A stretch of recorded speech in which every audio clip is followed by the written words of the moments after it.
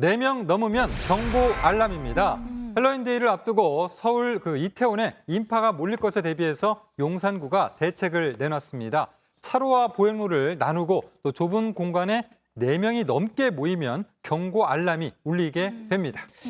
네, 어느덧 1년이 흘렀지만 여전히 상처가 아물지 않고 있는데요. 지난해 일어났던 이태원 참사가 다시는 일어나서는 안 되기 때문에 이 지자체가 대책을 내놓은 건데 일단 이 많이 모이지 않도록 유도를 하는 거죠. 네, 그렇습니다. 지난해 헬로윈데이 이태원에서는 좁은 내리막 골목에 인파가 한꺼번에 몰리면서 참사가 벌어졌습니다. 네. 당시 최대 군중 밀집도를 보면 제곱미터당 최대 12명까지 있었던 것으로 조사가 됐습니다. 이런 상황을 막아보고자 4명 넘게 모이면 즉시 경고 알람이 울리게 되는 겁니다. 또 차로와 보행로를 철저히 나누고 현장 상황을 수시로 점검할 예정입니다.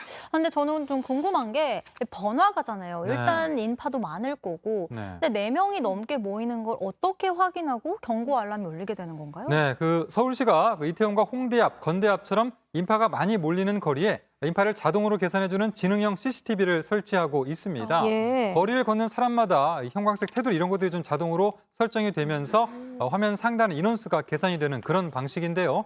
이를 통해서 대규모 행사 때 벌어질 수 있는 밀집 사고를 예방하고자 하는 그런 취지입니다. 이번 헬로윈데이 때 용산구가 이를 적극적으로 활용할 예정입니다.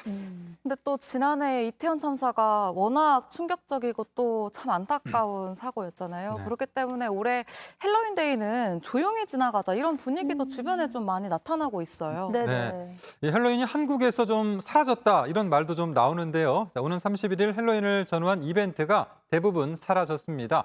마트 등 유통업계는 물론 매년 헬로윈 마케팅 경쟁을 벌이던 외식업계, 숙박업계와 공연업계 이런 곳들이 좀 조용한 분위기인데요.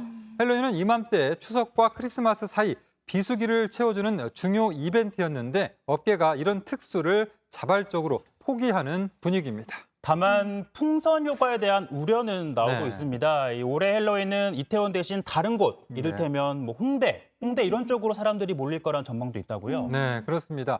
참사 현장인 이태원이 아니라 또 다른 번화가인 홍익대 주변 거리가 헬로윈 파티 장소로 언급되고 있습니다. 실제 지난해에도 이태원 참사 다음 날 헬로윈을 즐기려는 젊은이들이 홍대를 가득 많이 찾으면서 붐볐던 그런 상황이 있거든요. 네네네. 그래서 올해 역시도 인파가 홍대 쪽 몰릴 수 있다라는 이런 전망이 있는 겁니다. 그래서인지 이 헬로윈 파티 자체를 향한 시민들의 시선도 좀 양쪽으로 갈리고 있는 것 같아요. 네, 그렇습니다. 젊은이들이 조금은 자제하고 좀 차분해져야 한다. 겨우 1년 전 참사가 발생했는데 올해만이라도 좀 자제하는 게 성숙한 모습인 거 아닌가라는 이런 좀 우려가 있기도 하고요. 또 반면에 안전에 유의하면서 헬로윈을 즐긴다면 문제가 없다라는 이런 의견도 있습니다.